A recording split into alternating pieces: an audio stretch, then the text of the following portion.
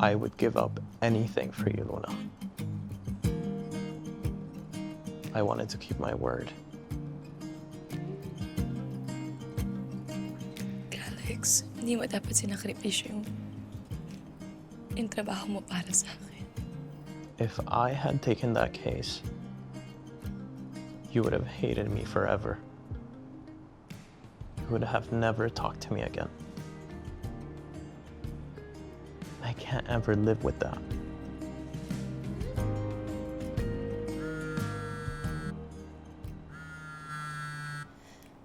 Sorry, I have to take this call.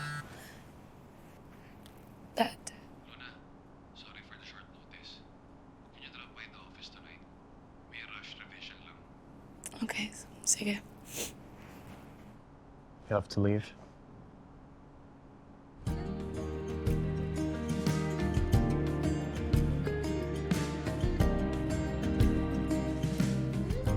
Architect Valeria.